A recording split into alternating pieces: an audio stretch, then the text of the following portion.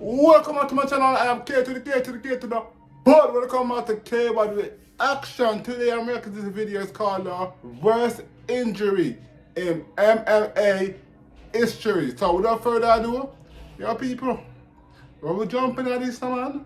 Quick and fast. Horrific fights in MMA history have taken place in the UFC, and with these intense combat sports comes some truly gruesome injuries. Needless to say, the octagon has seen its fair share of broken bones. I think I saw some damn. UFC. Stay tuned to find out some of the worst and most shocking injuries in MMA history. Trust us, you don't want to miss this. First up, Chris Weidman double leg break. The first injury comes from fighter Chris Weidman. Last year, Weidman relocated his family to South Carolina, where he was fully prepared to face Uriah Hall in a title battle at UFC 261 in April 2021. However, just 17 seconds after the battle began, as he attempted to kick, his leg buckled, and he suffered a that shit. Like, look at that shit. That shit folded. Worst injuries in UFC history, leaving the entire. I think I saw this one on. What had happened to him? Referee Herb Dean went to the ring to stop the fight and declare. I don't remember what. I think I saw this on something. Allowing medics to enter the octagon and transfer him to the hospital. And his hand, and his freaking ankle like broke. Was so revolting that Foley, look at that shit. On television. He certainly endured one of the worst UFC injuries. Oh my god. X-ray revealing that both of his fibula and tibia bones were broken. Ouch. Following the bout, he stated the day following his operation that he was unable to walk without crutches for weeks, and his recovery time ranged from 6 to 12 months before he could start his mixed martial arts training. Nonetheless, he demonstrated his resiliency by showing his ability to recover from such injuries. I'm done. Gradually returns to I'm done. In mid-June. If that happened to me, bro, I'm done. Next up, we have Jon Jones versus Chael Sonnen. In the main event of the UFC 159, Jon Jones fought Chael Sonnen for the UFC light heavyweight title. Jones, who entered the fight as a strong favorite, won with less than 30 seconds remaining in the first round. Jon Jones would discover he had dislocated the big toe of his left foot while celebrating yet another successful title defense. Even though he appeared to be in pain, Jon Jones was able to complete his post-fight interview with Joe Rogan. And then we have Anderson Silva leg break. Back at UFC 168, the shoe was on the other foot for Weidman. This time it was his opponent who broke a leg after their kick was blocked. After the devastating strike, that's the same injury. That's the same one. God damn. Carried out of the cage on a stretcher. The same bone snapped in the opposite leg for the UFC legend, and it took him 13 months to fully recover. The picture of Silva's limp lower leg drooping from his shin at an odd angle will be remembered by everyone inside the arena and watching the broadcast from home.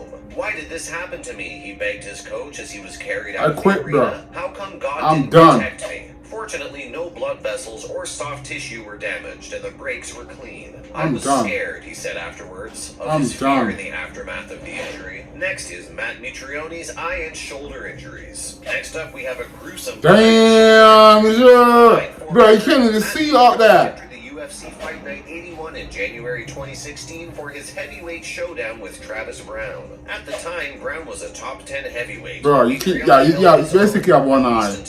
That shit closed. That shit huge. After Brown landed a right cross, and it just kept getting damn, that is a punch, To make matters worse, during the fight, Mitrione dislocated his shoulder to the point where the bone was practically visible. I think I'm blind, bro. And now we have Leon Edwards versus Bilal Muhammad. When will the UFC's gloves change? If the gloves were just a little more curved, the threat of eye pokes would be greatly reduced, as would the amount of fights called off due to eye pokes. Leon Edwards' eye poke. Oh, because your finger kind of like out like that. Yeah, of course, Rocky didn't intentionally jab Muhammad in the eye, but it did render Muhammad unable to finish in his first UFC main event. Muhammad ended up in tears of blood, yet he was able to recuperate completely. Following the bout, many deemed this injury one of the worst and most gory in UFC history. What do you think? Next, broken arm. Broken arms are now arguably more common than any other injury within the combat sport world. Due to the large quantity of arm locks, exactly. Fighters, so injuries happen all the time. You broke your arm is a due to injury, but like it's something they're allowed to do. Arm breaks in history. Nogueira, a fifth-degree BJJ black belt and one of the original pioneers of Brazilian MMA, refused to submit. The arm shattered as the fight came to a close, leaving everyone in shock. This was very terrifying. You to should see, give but up, just bro. goes to show that Because these they can break your arm. That's the beauty. That's the thing about this sport. It can actually break your arm. When the UFC added new lighter weight categories, Jose Aldo was given the honor of being the first ever UFC I would never do featherweight this champion. shit. Jose Aldo, who is also regarded as one of the best MMA fighters of all time in each weight class, First they put me in the arm and I can break my arm. Nah, bro, I ain't happening. When he made his first championship defense at UFC 129, he suffered one of the worst injuries in UFC. Golly! Yo! Bro, you got brain damage. 5 back and forth rounds. Aldo was able to land some terrible ground. It is a no. Look at that shit.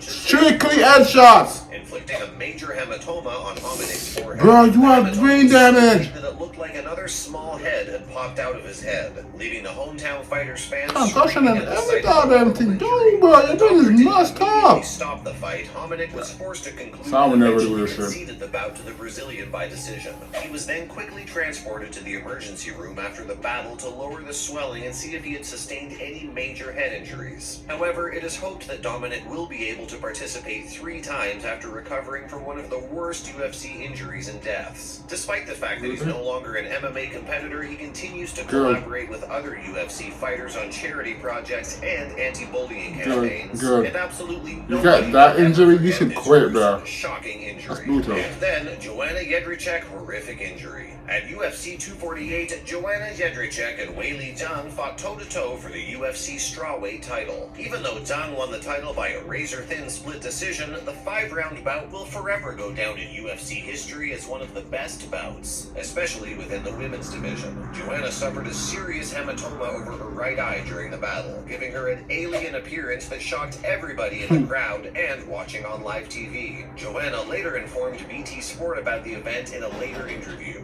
I was like, holy moly, I looked like a zombie, but I knew that I would heal. And that she did. Up next, Alistair Overeem. During his 2019 match against Jairzinho Rozenstruik, the Demolition Man received one of the worst injuries UFC fans have seen in a very long time. Despite dominating the battle for the majority of the fight, Alistair Overeem was knocked out in the last seconds by a devastating uppercut from Rozenstruik. Overeem's upper lip was also torn in 2 by the enormous right hand. And a famous image of the ring smiling through the gash went viral and is still out there circulating the web. After surgery, Alistair Overeem's lip miraculously healed, leaving no evidence of the previous damage. I was just about to ask that. It's caused associated with his gruesome injury. And lastly, Michael Bisping, terrifying injury. Perhaps no other UFC competitor has ever suffered a more serious injury than Michael Bisping, a true fighter known for his toughness. Bisping fought former UFC light heavyweight champion Vitor Belfort at UFC on FX in 2013. Unfortunately for the fighter, not only did he lose the bout in the second round due to a head kick knockout, but the kick that touched his right eye caused irreversible damage to him, resulting in the entire amputation of his eyeball. Yes, you heard that correctly, his entire eyeball. Despite the fact that the fight was stopped at 127 in the second round, the strike that landed on Bisping's eye that's why you always have your hands up. Break your arm instead of getting your face damaged. Bisping's retina, effectively ending his MMA career and leaving him with permanent damage for the rest of his life. Insane, right? And there you have it. Everything you need to know about some of the... This sounds like a video. The foot break, the foot like literally break, the freaking eyes like, oh my god, that was beautiful. That was actually beautiful. But until next time, subscribe for this channel, hit the notification bell to get notified when I post my video. And most definitely drop a comment down below when you think about this video, people. And people, that like button, the more I do it now. Smash that like button, people. Until next time, I'm out of here.